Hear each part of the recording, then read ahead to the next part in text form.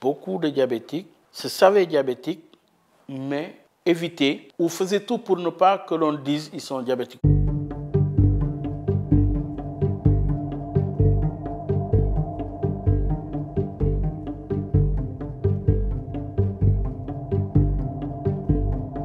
Quand on est enfant, c'est difficile. On aimait le sucre à gogo. Il y a une période où j'étais dans le coma et mon père a passé des moments très très difficiles. Il ne pensait pas que j'allais survivre de cette situation. On jouait au football.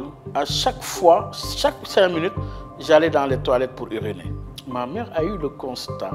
Alors, un matin, elle me réveille tôt et me dit « J'amène tes urines ». Et le résultat a été fatal.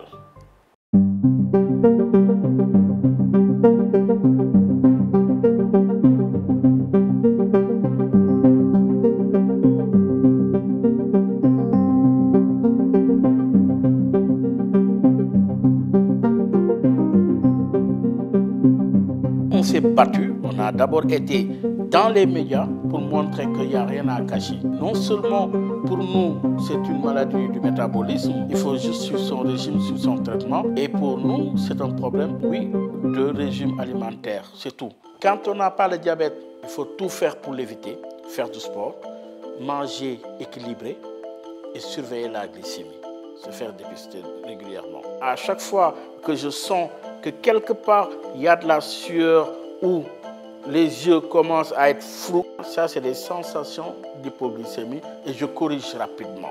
Ceux avec qui je travaille savent que des fois j'ai besoin de sucre et ils vont aller trouver du sucre qu'ils me donnent. Et maintenant, c'est un réflexe qu'ils connaissent. J'ai un appareil qui me permet de savoir rapidement si je suis dans une tendance hypoglycémique ou hyperglycémique. Si vous vous mettez à manger céréales, vous fatiguez votre pancréas. Deuxièmement, être à l'écoute de son corps. Lorsqu'on sent que quelque chose est inhabituel, allez vite voir son médecin et ensuite faire son sport et avoir une vie saine et équilibrée.